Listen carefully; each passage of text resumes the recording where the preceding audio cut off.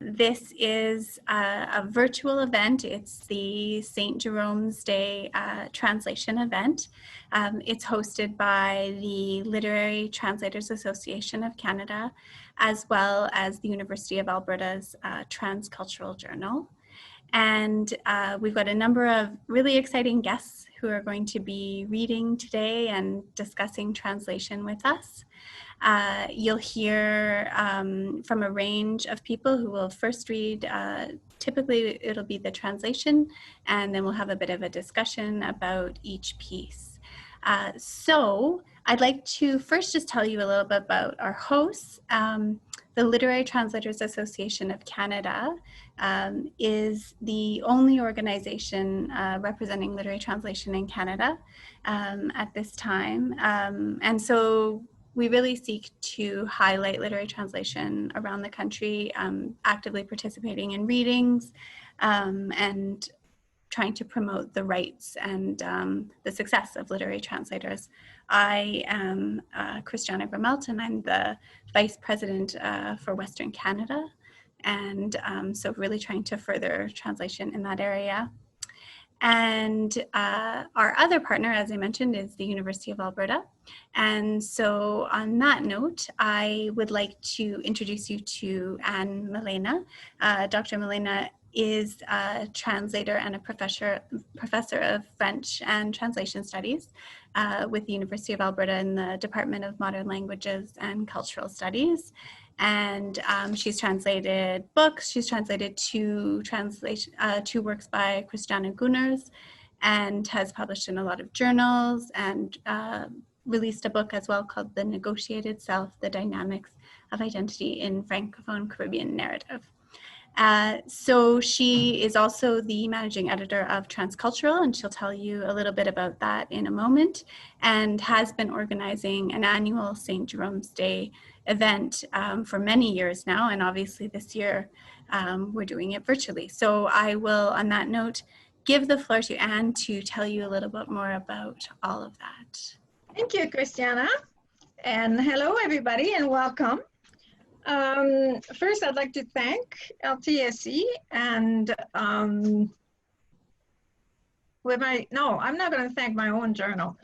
I'd like to thank the Literary Translation Association of Canada for helping us hosting this event.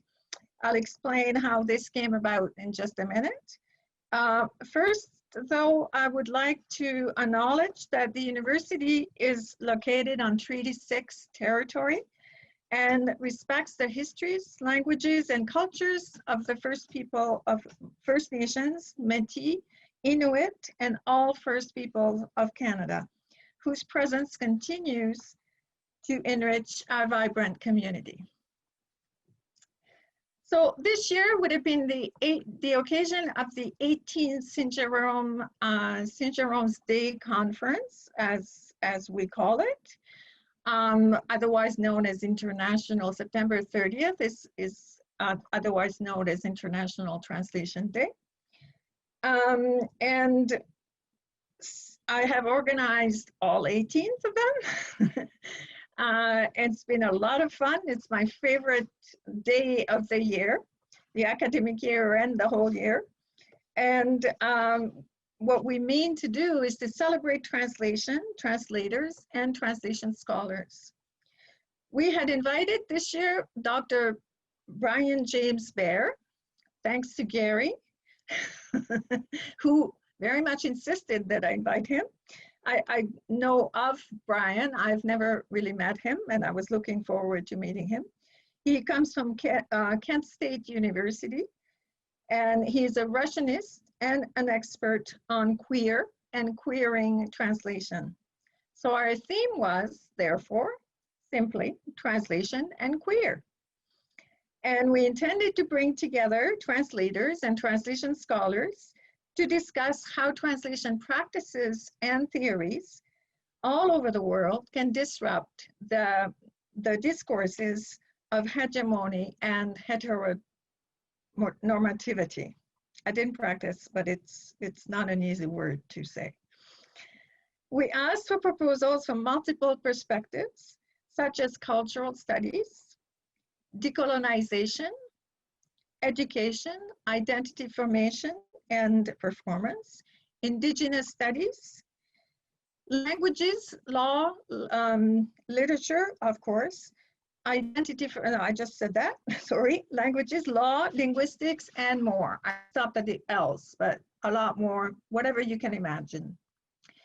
Unfortunately, as you know, COVID-19 has meant that the conference has had to be postponed until next year.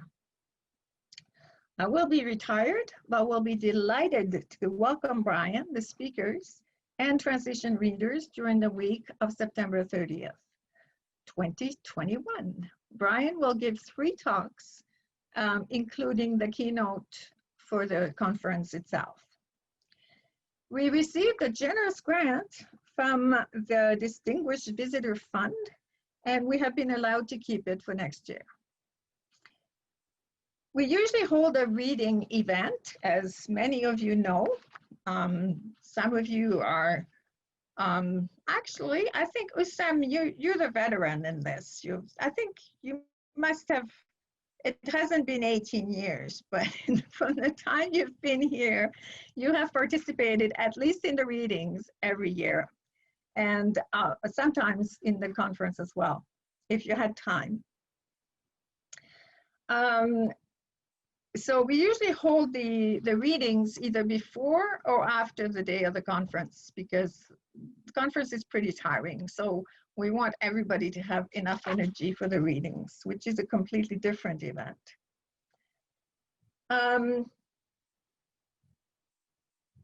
So when Kristjanna contacted me after speaking with translator and scholar Dr. Leilei Chen about the possibility of a launch of her Chinese translation of one of Dr. Ruth DyckFehderau stories, I jumped at the chance to organize a meeting, a reading event on September 30th.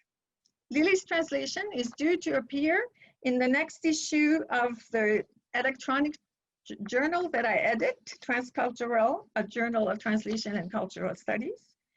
And I encourage all of you to submit proposals, to submit creative pieces, translation, and scholarly articles to the journal, since it is unique for accepting contributions to from both fields of translation and cultural studies, as well as combining articles, essays, translations, poetry, and fiction. I try to publish 2 issues a year, one on the theme chosen for Saint-Jérôme's Day, and one either non-thematic or guest edited, as was the last issue, was guest edited. And the theme of it was discourses on retranslation. The very interesting issue. Have a look at the website and browse through the articles, read some of them, you'll enjoy it.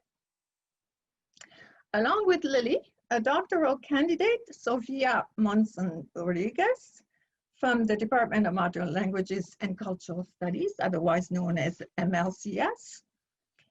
And our master's students, Matthew Densinger from East Asian Studies, will also have their work featured in the journal issue. Because they submitted the poems that they read last year at the reading event, which was hugely successful. You will meet these individuals and others, 3 more, later on.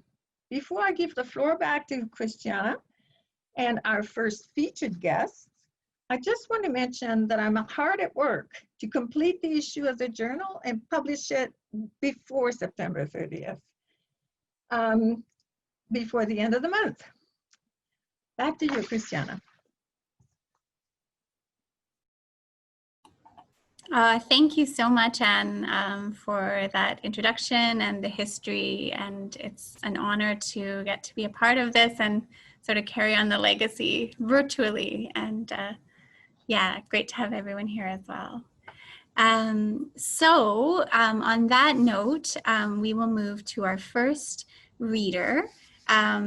and that is Dr. Leilei Chen. I am going to introduce Leilei, and then I'll just introduce the work that she's reading from as well, because we will, after that, hear from the author, who's here to read the English version. So Dr. Chen is a literary translator, of course, as well, a scholar and a writer. And so she's published the Mandarin version of Stephen Gosby's Nationalism, A Very Short Introduction. So that came out just in 2017, but then in 2020 in Hong Kong with their Oxford University Press. So just recently. And she's the author of Orienting China, Travel Writing and Cross-Cultural Understanding. She's published poetry, translation, personal essays in a range of places around the world. And she also teaches at the University of Alberta in the Department of English and Film Studies, and is a research affiliate at the Canadian Literature Centre. So I will give the floor to Leilei in just 1 second, and first just explain the work. So it is called The Sweet Bloods of Eeyou Istchee, and so the full title is The Sweet Bloods of Eeyou Istchee, Stories of Diabetes and the James Bay Cree. So this will be our feature work today, and it's a collection commissioned by the Cree Board of Health and Social Services of James Bay, and it is written by Ruth DyckFehderau, who we'll hear from soon, and 27 local storytellers. So it tells the story about contemporary life in that community, which is the traditional territory of the James Bay Cree in northern Quebec, where there are a lot of different communities spread over a very large territory. So first, again, I will give the floor to Leilei, who has translated an excerpt of this book into Mandarin. And I really appreciate this opportunity to share my literary translation piece with colleagues and people who love literature and translation, and really,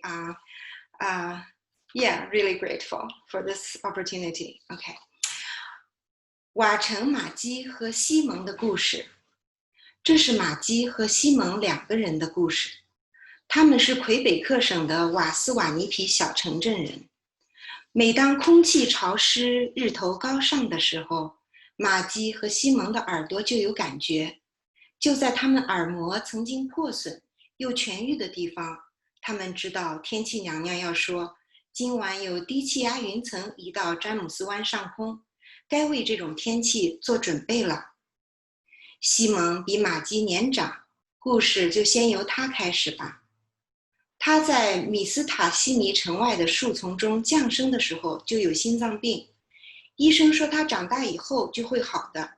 他后来确实好了，但小时候病情很重，他的爸爸妈妈和其他照看他的人有时发现他倒在地上不省人事，就知道他的心脏病又发作了。西蒙心脏的情况很糟糕，他父亲认为他活不到成年。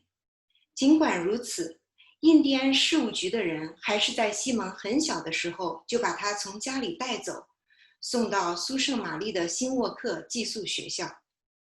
他那时候连鞋带都系不好，连学校都又把他送回家去，说他太小了，他们不能收。他后来不记得这段事了，是别人告诉他的。不幸的是，印第安事务局又径直把他送回了学校。对这么年幼的男孩来说，新沃克是个可怕的地方。校舍在西蒙看来好像超级大，他和其他的小男孩一起睡在一个摆着很多床、有着很高的窗户的长条形宿舍里。大点的孩子睡在楼上，有个可怕的校长，一个叫伍兹的夫人，又老又凶，喜欢拿棍子打小孩，还有一个没怎么连接到地面上的金属墙梯，供人在失火时逃跑，也让西蒙和一样年幼的孩子们感到害怕。更糟糕的是，西蒙的爸爸妈妈都病了，妈妈住进了医院，爸爸的肩膀要手术，医生已经定好了时间。远离疼爱他的人，他们又都在生病，再加上待在一个常常让他感到害怕的地方，西蒙开始焦虑，他也许永远都见不到爸爸妈妈了。有一天，西蒙和小伙伴们在外面雪地里玩，从坡上往下滑，他滑出了轨道，一直滑到树枝边上，刮伤了脸。他离开小伙伴去到医务室，那里的护士给他的脸部做了包扎，然后让他回宿舍休息。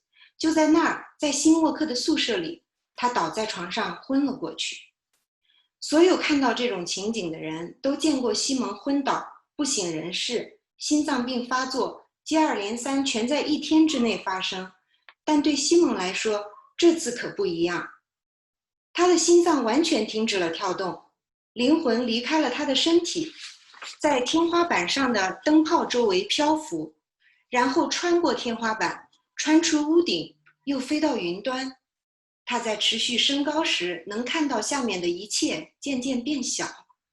一个天使在云彩上等着他，光亮洁白，张开双臂迎接他。天使和蔼地望着他，又把他送回下界，透过云层，透过屋顶，透过天花板，送回到床上，回到他的躯体。西蒙在床上坐起身，托盘里的食物在等着他。他不知道是谁送了饭过来，他拿起叉子开始吃了起来。这次经历55年以来，他谁都没有告诉过，连他父母都没有。新沃克已让西蒙感到度日如年，可几年以后，印第安事务局又把他送到布兰特福德的莫浩克学院寄宿学校，那里在他看来更糟糕。所有的土著孩子都知道布兰特福德糟糕透了。那里是加拿大最老的一间安利甘宗寄宿学校，那里的人一直迫害儿童，天长日久，已经熟能生巧。很多去了布兰特福德的孩子都死在那里，更多的孩子进去以后就再也没回过家。莫浩克族的孩子从19世纪20年代起就被送去布兰特福德，克里族还算幸运，100多年以来，大部分人都幸免遇难。西蒙和他的弟弟2个妹妹是第一批被送到那里的不幸的克里人。玛姬的故事就从这里开始，他也来自詹姆斯湾，来自瓦城区域。他几年后才真正结识西蒙，但他俩都是人间地狱糊糊洞里的克里人。幸运的是他们都活了下来，剩下的就全都是不幸了。他们刚到时发生的第一件事就是女孩和男孩被隔离。玛姬是和弟弟一起来的，几年后另一个弟弟也进来了，可是弟弟被安置在不同的宿舍，他无法和他取得联系。时不时的，清一色的女孩在院子里排成一行，刚好清一色排成一行的男孩也在。那时候他才能看弟弟一眼，知道他还好，然后动动手指，不做声响地打个招呼。在西蒙看来，如果玛姬在那样的队列里看到的是他，冲他这样打招呼，实在是太冒险了。他们来到后的第二件事就是剪头发。玛姬和其他每个女孩都一样，都剪了同样的发饰。他弟弟和西蒙还有所有的其他男孩都被剃了光头。那时玛姬还很健康，她刚到家里过了1个夏天，家里的食物很充足。护士记下了她的身高和体重，快速地上下打量她一番。玛姬通常不会再见到护士，也不需要别人为她的身体操心。但是到了春季，她回家的时候，回到疼爱她的家人身边的时候，她的体重下降很多，人都快要饿死了。人们把布兰特福德莫浩克学院叫做糊糊洞，因为那里的食物太糟糕了。玛姬能从门缝里看到老师吃的好饭好菜，能闻到黄油烤牛肉、土豆和四季豆的香味。可是他和其他孩子却被迫吃早已生了虫的稀饭，虫子大都是死的，和稀饭一起煮，偶尔一个命大的死里逃生，还能蠕动几下，把稀饭的表层弄得鼓起来。饭里没有虫子的时候，也看不出是什么东西，难以入口。即便里面的东西他们能认得出，像土豆或玉米也是煮了又煮，并和其他东西搅和到一块儿，直到煮成一锅让人难以下咽的糊糊。有时是他们明明知道不能吃的动物身上的东西，比如上面还带着毛的猪皮，也在碗里飘着。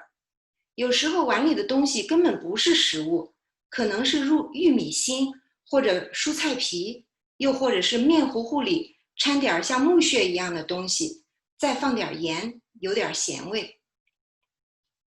而且老师会居高临下地站在孩子面前，手背在身后，眼里带着恐吓。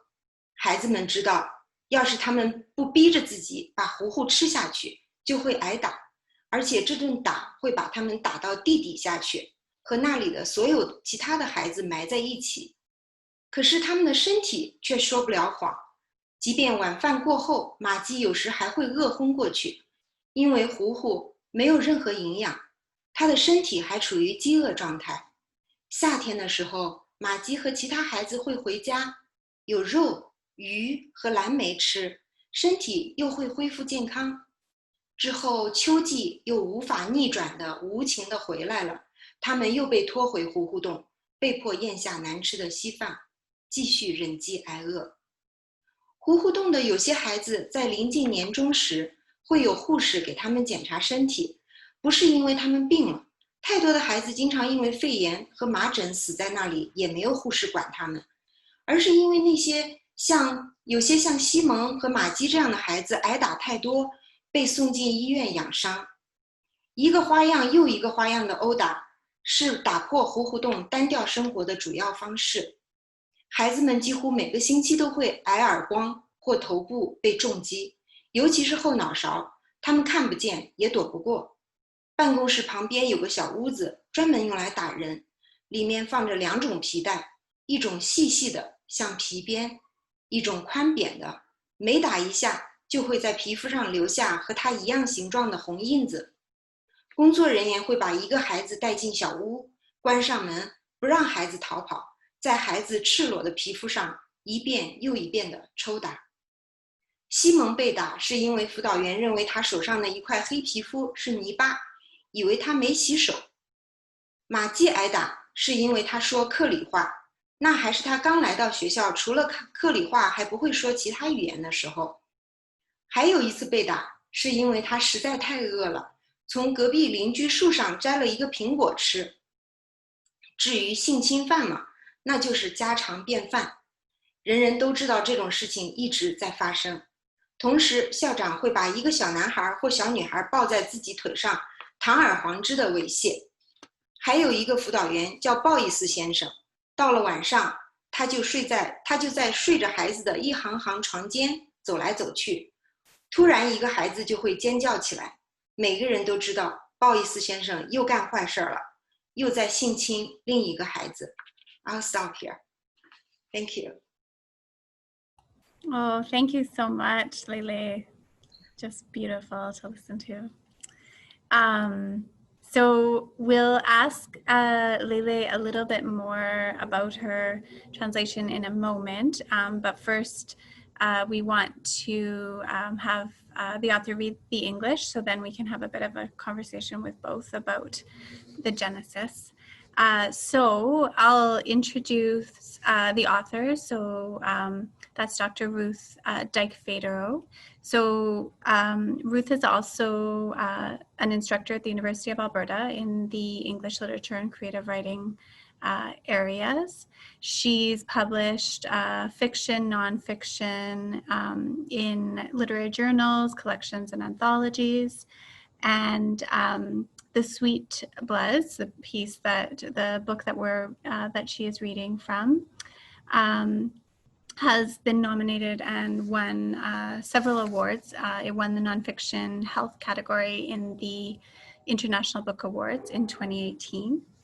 And so, yeah, and I should note as well that Sweet Bloods has also, it's in the works of being translated into a range of languages, including Indigenous languages, so into Northern East Cree and Southern East Cree, as well as French, and as we just heard, Simplified Chinese. So without any further ado, I'll invite Ruth to first read the English, and then, as I said, we'll have a bit of a chat with both of them.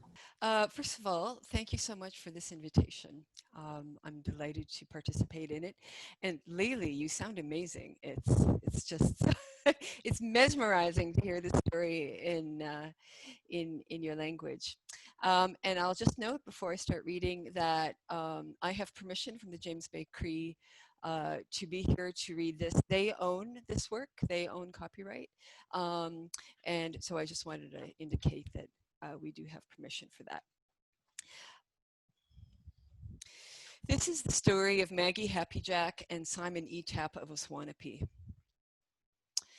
This is a story about two people, Maggie and Simon, from the small town of Waswanipi, Quebec. When the humidity is high and the sun is up, Maggie and Simon feel it in their ears, in the places where their eardrums once broke and healed. And they know that the weather lady will say there's a low pressure system moving over James Bay tonight. It's time to settle in for some weather. Simon is older than Maggie, so this story starts with him. He was born in the bush outside of Mistissini with a heart condition. The doctors said he'd outgrow it, and eventually he did. But when he was a child, it was quite severe, and his parents, or other people looking after him, would sometimes find him on the ground unconscious, and they'd know his heart was acting up again. It was so bad that Simon's father thought he wouldn't live to adulthood. Even so, the Indian Affairs people sent Simon from his home away to Shingawak Residential School in Sault Ste. Marie when he was very young. So young, he couldn't yet tie his shoes. So young that the school sent him back home, saying he was too young even for them. He wouldn't remember that part later. Someone else told him about it. Unfortunately, Indian Affairs just sent him right back to school. For a boy so young, Shingawak was a scary place. The buildings seemed huge. Along with the other young boys, Simon slept in a long dorm room with many beds and tall windows. The older kids slept upstairs, and there was a scary counselor who was old and strict and fond of hitting kids with a stick. And there was a metal fire escape that didn't quite reach the ground, and it scared little kids like Simon. What made it worse was that both of his parents were sick. His mom was in the hospital, and his doctor had ordered shoulder surgery for his dad. Away from people who loved him, people who were sick, and in a place where he was often afraid, Simon began to worry that he might never see his parents again. One day, Simon and his friends were playing out in the snow, sliding down the hill. His sled crossed a trail and got too close to a branch, and Simon cut his cheek. He left his friends and went to the infirmary, where the nurse bandaged his face and sent him to the dorm to rest. There, in his room at Shingawak, he passed out onto the bed. Anyone looking on would have seen Simon collapse, unconscious again, his heart condition acting up, all in a day's routine. But for Simon, this time was different. His heart came to a full stop. His spirit left his body and floated up around the light bulb in the ceiling, and then through the ceiling, and then through the roof, and then above the clouds. He could see everything below getting smaller and smaller as he kept going up. Waiting for him, above the clouds, was an angel, bright and white with arms open to receive him. The angel looked at Simon kindly, and then sent him back down through the clouds, through the roof, through the ceiling, onto the bed, and back into his body. Simon sat up in his bed. A tray of food was waiting for him. He didn't know who had brought it, but he picked up a fork and ate. He didn't tell anyone about that experience, not even his parents, for 55 years. Shingawak was no picnic, but after a few years, Indian Affairs sent Simon to the Mohawk Institute Residential School in Brantford, and for Simon, that was worse. All the native kids knew Brantford was bad. It was one of the oldest Anglican residential schools in Canada, and the people there had been practicing how to hurt children for so long that they had gotten pretty good at it.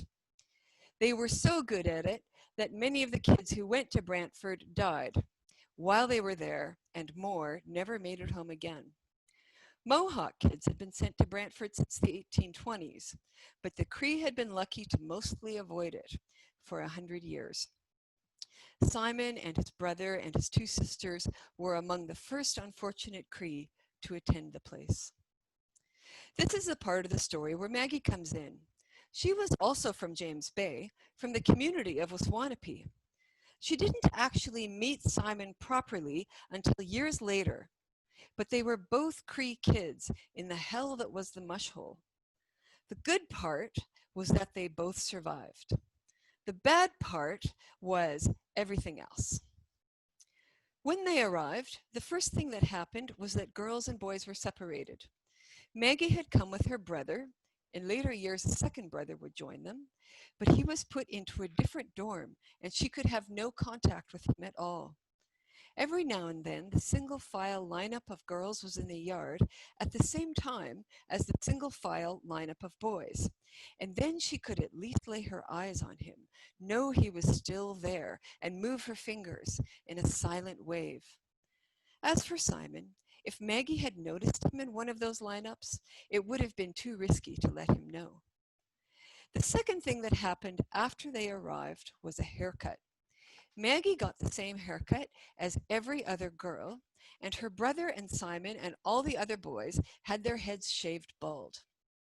At that time, when Maggie was still healthy from a summer at home where she had had plenty to eat, a nurse would mark down her height and weight and give her a quick look over. Maggie usually wouldn't see a nurse again or have anyone do anything for her health until she went home in spring to the people who loved her. But by then, she was pounds lighter and nearly starved. People called Brantford Mohawk Institute the mush hole because the food was so bad. Through the crack in the door, Maggie could see the teachers eating good meals. She could smell roast beef and potatoes and green beans in butter. But she and the other kids were made to eat porridge that had long ago been overrun with worms. Most of the worms were dead, boiled with the porridge, but sometimes a hardy one had survived, and it wiggled a little bit, making the porridge surface heave. When the food wasn't worm-infested, it was too strange to eat. Even if it was something they could recognize, say potatoes or corn, it would be cooked down, mixed with other things, and creamed into a slop that could hardly be swallowed. Or animal parts they knew shouldn't be eaten, like pigskin with hair still on it, would float in the bowl. And sometimes the stuff in the bowls wouldn't be food at all. It would be corn stalks or vegetable peels or a white flour gravy with bits of something like sawdust mixed in and flavored with salt. Still, the teachers would stand over the kids with hands on their hips and threat in their eyes, and the kids knew that if they didn't force the slop down, they would be beaten. And maybe this would be the beating that put them in the ground. Their bodies would not be tricked, though. Even after dinner, sometimes Maggie would faint from hunger because the mush had no nutrition and her body was still starving. In the summers, Maggie and the others would go home and get healthy again on game and fish and blueberries. And then, inevitably, relentlessly, autumn would come around again, and they would be hauled back to the mush hole, where they would force non-food down their throats and starve. Some mush hole kids did see a nurse again before the end of the year, not because they were sick. Kids regularly died there from TB or measles, all without ever seeing a nurse. But some kids, like Simon and Maggie, were sent to hospital to recover from beatings. Beatings of one kind or another were the main thing that broke up the monotony. Kids expected to have their ears boxed or to be swatted around the head, especially the back of the head where they couldn't see it coming, pretty much every week. There was a special small strapping room by the office, and in it were two kinds of straps, one thin like a whip and one wide and flat that left a red mark on the skin, outlining the shape of it every time it hit. The staff would take a kid into the room, close the door so there could be no escape, and strap the child on bare skin again and again. Simon was strapped because the counselor mistook a patch of dark skin for dirt. and thought he hadn't washed his hands. Maggie was strapped for speaking Cree, even in the first days of school when she didn't know any words that weren't Cree. And she was strapped for being so hungry that she picked an apple from the neighbor's tree and ate it. And sexual abuse, well, that was just part of a regular day. Everyone knew it was happening. Sometimes the principal would take a young girl or boy on his lap and molest him or her right there. There was also a counselor who at night would stroll between the rows of kids sleeping in their beds, and suddenly a kid would begin to scream, and everyone would know the counselor was at it again, sexually abusing another kid. One of the worst things about living in a place like Mush Hole is that people who are abused, people who never get a rest from fear, will sometimes forget how to treat other people well. Sometimes they will even do to other people the things that have been done to them. Some of the older Mohawk youth, who had been there for a while and had survived all kinds of agonies, became bullies who terrorized younger kids. And when the new younger kids were Cree and not Mohawk, well, then the bullying was that much more intense. So the youngest Mush Hole kids, who needed the comfort most of all, couldn't find it, even amongst the other students. Simon entered the Mush Hole at age 10 and stayed until he was 12. Maggie entered at age 5 and stayed until she was 12. There was nothing there for them, not even proper schooling. Each day could be endured only because one day summer would come and they could go home. Some of the other kids from the other nations weren't allowed even that. They had to live there year-round. In the history of the world, surely time never moved more slowly than it did for kids in the Mush Hole. One year, when autumn came around, Simon was not taken to the Mush Hole, but to a school in Latuque. It was still a residential school, still a prison, still desperately lonely. But for Simon, it was better than the Mohawk Institute. Latuque was a real school. The children were taught by real teachers who expected them to learn. They were sent to bed in the evenings at 10 p.m. after an evening of homework and chores and exercise, instead of being locked away at 7 p.m., as Simon had been in the Mush Hole. Latuque had actual activities for students: canoeing, camping, swimming, walks, hockey. The hockey equipment was something of a joke. Kids had to share hockey sticks that should have been kindling years earlier, and the blades of their skates had been sharpened so many times there was hardly any blade left. Still, their hockey team was so good that the local white-skinned hockey teams tried to shut the native team out of the league. It was so good that people still talk about it today. Here, Simon excelled. In 1966, he had excelled in so many different sports that he won Athlete of the Year. And the next year, 1967, he did it again. Of course, Latuque was a residential school. Of course, there was abuse. But for Simon, it was not nearly as bad as Brantford. Of course, it was terrifying, especially for the younger kids who didn't understand what was happening. And of course, there were bullies. But Simon had learned from the best Mush Hole bullies, and he knew how to bully right back. Things got better for Maggie, too. She was sent to high school in Rouyn-Noranda. She still had to be separated from her brother and other people she loved, and she still had to stay in boarding homes where she was treated like a second-class citizen. And after all those years of abuse and fear, depression came to her in waves. But there was more for her in Rouyn-Noranda than threat and violence. Enough food, proper teachers, real opportunities to learn. She learned well enough to be accepted to a good college in Ottawa, where she studied secretarial sciences for 1.5 years. Maggie and Simon had done the unthinkable. They had left the Mush Hole behind. That's it. Thank you.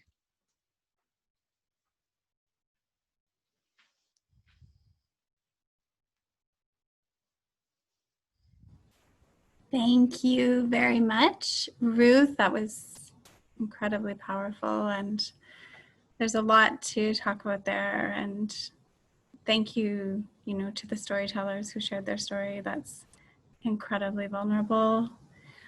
Yeah, so it gives us a lot to think about.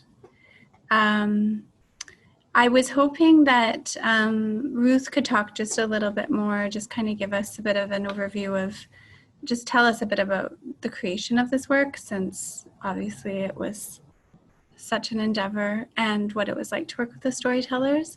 So just for a few minutes, and then we can ask Leilei as well what her experience was like translating this, and kind of her hopes as well for sharing this with a different audience. So I'll give the floor back to you first, Ruth.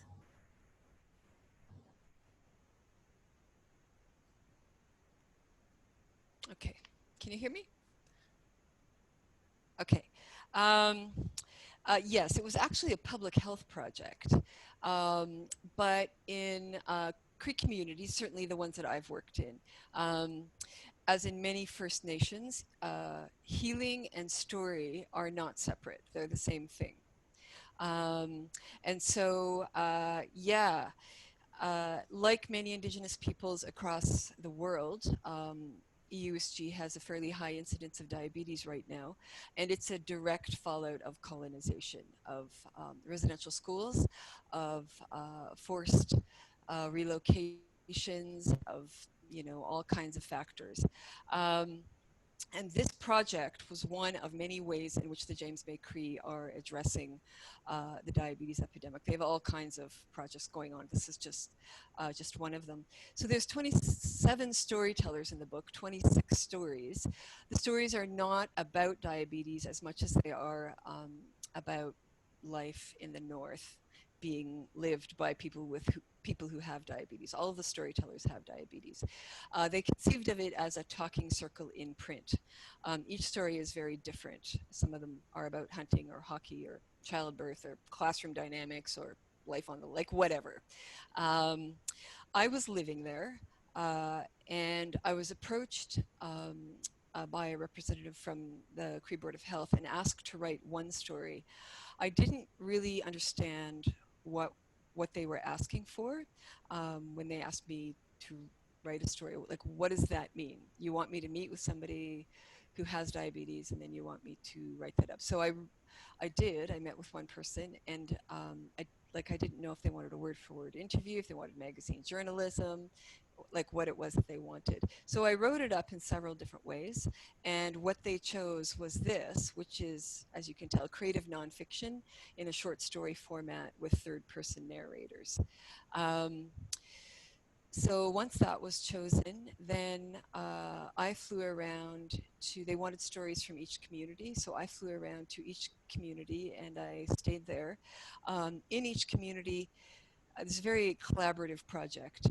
Health representatives had chosen people whose stories they believed should be included, and people who were willing to participate. So then I spent time with each storyteller. In this case, it was two storytellers at once, and I heard the story. And sometimes that took 45 minutes, and sometimes we hung out for several days. It was different from person to person. Frequently, I got enough material for a 400-page novel, easy. So then to get that down to something that was, 10 to 15 pages was quite a task. I hung out with them until they seemed finished, and then I went away to write a draft, and I would return 8 months later, a year later, whenever, as often as necessary, to meet with the storytellers, and we would go through line by line, word by word, and they would, to make sure that they were comfortable with their story being in public in this way.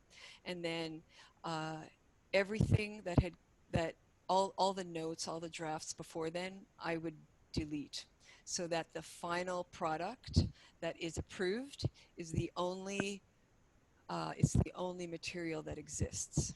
So even I don't have recordings of the interviews and that kind of stuff. All of that has been deleted. My own goal, I couldn't keep sort of the agenda of the Cree Board of Health and all of that in my head at the same point as being a writer. So my own goal was just to honor the storyteller in front of me, whoever's sitting in front of me, talking to me, this massively vulnerable thing where they're telling this story to an outsider and to a stranger. Like, oh, I don't know if I could do that. So I just try to honor that person and to write a good story. So that was pretty much it. But it was a very collaborative project. So many people had to be involved in order to find me housing in places where there is very little housing, just to get me to these incredibly remote communities where, you know, sometimes there aren't roads, you can't drive up, all that kind of stuff. So this is a collaborative project that involved many, many, many people, and I'm the only one who's not Cree. One other thing I should say quickly is there's a website, sweetbloods.org, where you can get the book, learn a bit more about the book. There are sample stories up there, and also Wilfrid Laurier University Press is distributing it. Great, thank you, Ruth. And definitely when everyone's watching this event, we'll share the links to those as well so people can see them. Yeah, it's a pretty amazing undertaking. I think Anne will ask a question or two in a bit, but first, now I'd like to hear from Leilei and ask her to talk a little bit about why she chose to work with this text and how she hopes, you know, a Chinese-speaking audience will interpret it. Okay, thank you, Kristjanna. I came across the book when I was in the Writers Guild of Alberta's Borderline Writer Circle program. At that time, I was working with Ruth on a memoir writing project. So at our meeting, Ruth told me she had just published a collection of short nonfiction stories about the James Bay Cree. And I couldn't wait to read the book. You know, I came to Canada in 2004, you know, and I became a Canadian citizen later on. But, you know, the country's Indigenous people seem always to be a mystery to me. So I'm always curious to know about the Indigenous people and their history, their culture. So I purchased the book and started to read. So the stories are not fancy at all. So, but I find it's exactly the ordinary nature. It's quite gripping to me. I feel like reading the stories is like watching a documentary film. You know, the scenes may not be as colorful and the plots are not riddled with suspense, but they bring me face to face with, you know, a Cree grandma, let's say, you know, chasing away a circle of wolves with a lodge, what's that term? Lodgepole pine, and older Cree man shooting 5 geese in a row to make a traditional dinner right after coming out of hospital, you know. Getting tired of this institutional food there. So, you know, I was brought face to face with the real people, you know, who are sharing the same country, living in the same land with me. So I feel they are like us, you know, they have a real life, and that actually gives meaning to the place we call Canada. So they're no longer the kind of a wax Indians locked in the prehistoric and displayed in museums. I feel, wow, that's something. So I decided to translate the book. It enriches my knowledge. It is also aesthetically appealing to me, and I want to share my reading experience with my Chinese readers. So that's the first motivation. And the second motivation is after I did research. The research shows that barely any books on the Indigenous peoples of Canada has been published in simplified Chinese. And you know, now I'm very glad to have the Cree's permission to translate the book. And Ruth and I are actually looking for funding and a publisher to proceed with the project. And also, you know, as a literary translator, I feel strongly committed to bridging and sharing. So the James Bay Cree stories are specific and local, but the wisdom and the significance they embody makes these stories global. So that's my feeling, and urges me to show this through translation to the Chinese readers. So I don't need to remind you that this is a large body of people forming a majority part of the world's population. So that's also a big motivation for sure. And especially, you know, the Cree's residential school experience warn English readers against the human atrocity and the abuse of power. It can and should educate Chinese readers around the globe in the same light. With the readership in mainland China in mind, where I originally came from, I envision that the stories in the Sweet Bloods elicit critical thinking about blind nationalism and the political agendas that are based on the illusion of race, a problem that exists not only here, but also in China. And also the Cree's diabetic situation. So I'm talking about the content, the substance of the book. The diabetic situation of the Cree people, you know, both as a colonial aftermath and a human health issue, will resonate with many Chinese audience who have lived through the communist farming era of the early 1960s, followed by the economic booming in the past 4 decades, which has produced a large population, a large body of diabetic population. So in this sense, I feel translating the Sweet Bloods is also a political and ethical commitment to both Canada and China.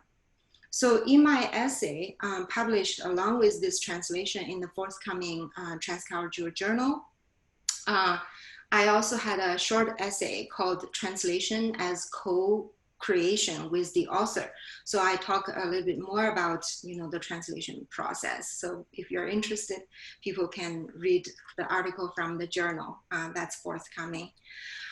So I want to thank, you know, LTech, especially Kristjanna, and also the Department of Modern Languages, Department of U of A, and Dr. Anne Malena in particular, you know, for hosting this event, which helps promote the translation, literary translation especially. And I feel like we need to be more, people in general need to be educated more about how important literary translation is and how it facilitates communication across languages and cultures. And we need that bridge. We need that sharing and collaboration and communication across linguistic and cultural borders. Thank you. Yeah. Thank you very much, Leilei. It's really cool to hear about how something that's, you know, such a fascinating exploration of one culture is being sort of shared elsewhere, and why some of the motivation as well. So we're close to kind of the end of our first half. I wanted to see if Anne wanted to ask a question or two of either Leilei and Ruth. We'll keep it a little short because we're a little over our time, which is totally okay, but just so everyone knows, I'll unmute you, Anne. Thank you, Kristjanna, and thank you, Ruth and Leilei, for yes, a very powerful reading. I have a couple small questions. Of course, there are no small questions in this area, but Ruth, I'm curious about the title of the book. Was it chosen by the Cree, and is there a meaning? There probably is a meaning attached to it. Sweet Bloods.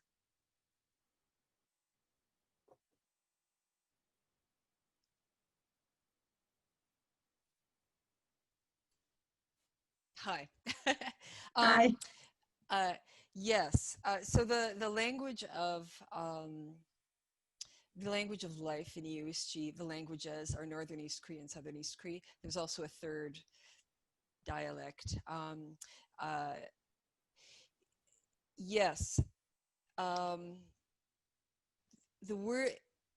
way they translate diabetes is to say sweet blood, and there is an original DVD or movie, little documentary that they made in, I believe, 2009, that's called Sweet Blood. And Okay. so we were trying to kind of riff off of that and bring the two together so that they could reference each other. It sounds great. Are there other stories in the book about residential schools, or is that the only one? No, out of the 26 stories, I would say probably 7 or 8 of them are residential school related, with varying responses because people had very, very different experiences. Yeah. Yeah, and then yeah, I would say probably 7 or 8. That would be my guess. I'd have to go through and count, but yeah. Yeah. Well, thank you so much. Sorry. We are now launching a project of residential school survivor stories and intergenerational survivor stories. So I'm just nearing the end of the draft of the first book. I think it's going to be a 3-volume project, but that grew out of this. So yeah. Oh, that's wonderful. Lots of work on in the future for you. Wonderful. Lily, you have to be unmuted. Yes. Hi. Hi. You can hear me. I could have spoken, but yeah, this is a question maybe for both you and Ruth, because I'm interested in the whole translation. I would call it a translation issue. I mean, you mentioned the translation is, you know, well, that's the old cliche, builds bridges and helps communication and spreads things around the world. And of course it does, but that's sometimes a pretty idealistic view of translation, as you know. So I'm really interested in this, in particular in this context, because as Ruth mentioned, once they got everything done, then they wanted to make sure that that was the only copy that existed. So all the data previously has been deleted. So that's very interesting to me in terms of translation, because of course then it goes on, it lives on. So in another language. And as you probably agree, translation transforms. So what about those changes? Was there a discussion with the two of you, or is that, does that bring an issue? Or I'm just fascinated by this whole question. I'm a fervent advocate of literary translation. Oh, so am I. Yeah, I do understand what you're saying, you know, the idealistic dimension of translation and, you know, crossing, you know, building bridges between cultures, and with such, you know, overwhelming nationalistic or patriotic kind of sentiment that's overwhelmingly, you know, present in front of our eyes. It can be something that's idealistic, but you know, I don't know. You guys can probably give me further guidance here. I'm optimistic. I'm also to a large extent idealistic, and I also feel human society needs this kind of idealism to progress. So I don't know, I'm just blindly believe in social progress, and I also feel proud of what I've been doing, you know, as a very small part, very humble part of, you know, advancing this big human mission, let's say. But I certainly wasn't putting you on the spot. It's just that in my work, I run into issues like this. And sometimes, you know, the population that I'm studying in Louisiana in particular might say no to translation, which is also a form of, the refusal of a translation is also a form of translation, if I can be that academic tonight. You see what I mean? So it was much more general question. Ruth, do you have anything to say about that? Yeah. So translation is a question right from the beginning because people are speaking to me in not their first languages. And we always offered that Cree translators would be there, also support workers, elders or whatever. But every single storyteller always preferred to speak to me directly. And sometimes that meant speaking through sketches because they might not have the words. And gradually I got better at asking questions that required very simple answers, that kind of stuff. So there was, and like just little things. A story, somebody goes gun shopping. I don't know how to buy a gun.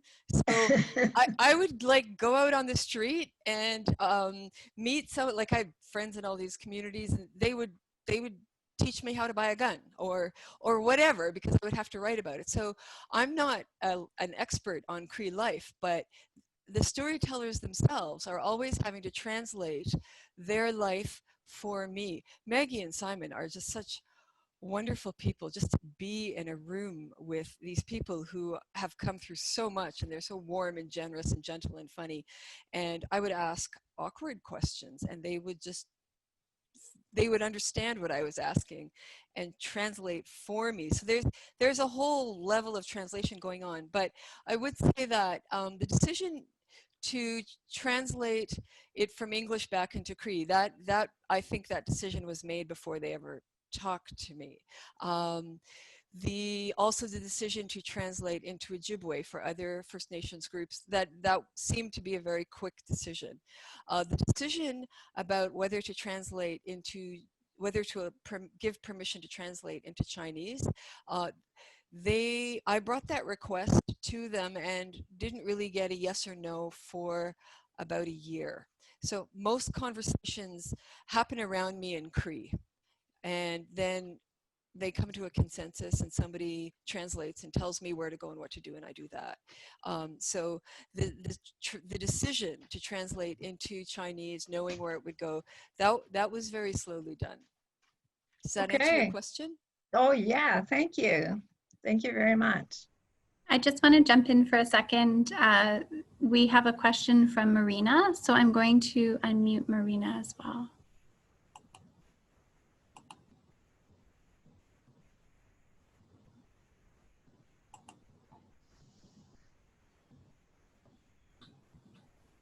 Are you unmuted? Hang on a sec. Oh. Giving me a little bit of difficulty in unmuting you, Marina. Oh, there. I think you're unmuted. Yeah. I had to unmute it myself, I think. Okay. Anyway, I think the question was answered already, because my question was whether there was a three-way translation going on between Cree, English, and Mandarin. And obviously, Ruth just answered that without knowing my question. So thank you. Yeah, no. Currently, the book is being translated into several other languages, and then sometimes there are much more dynamic interlanguage conversations going on that are, frankly, often wonderful. But yeah, not with Chinese, at least not yet. All right, everyone, that concludes everything for today. You'll see a bit of a different visual in the background because I have a lot of sun on in my apartment, such as the joy of Zoom. But I want to thank everybody for listening. I really want to thank Anne, Ruth, and Leilei for their conversations and for sharing the work. I also especially want to acknowledge the people of the James Bay Cree and the 27 storytellers who participated in the project with Ruth, as well as everyone else in the community there. It was huge that we were able to share your work and talk about it today, and we really are grateful. So thank you very much for that. Thank you as well to the University of Alberta and the Transcultural Literary Journal. It's a wonderful publication, and we're really glad to be able to promote it a bit. Lastly, I would like to acknowledge the students who participated in our call, and want you to know that there's going to be a separate video featuring them and the work that they have done. It's really interesting. They touch on a lot of contemporary topics, such as the COVID-19 pandemic, translating work from authors, primarily poets, but there's a bit of a mix from around the world. So really encourage you to tune into that and see what these emerging translators are working on. And once again, thanks to them for their contribution and for participating today. So if you want to learn more about the Literary Translators Association of Canada, please visit our Facebook page, and you'll see the links to our website there as well. If you yourself are a literary translator, it's a phenomenal way to get connected. So thanks again, and have a great day or evening to all of you.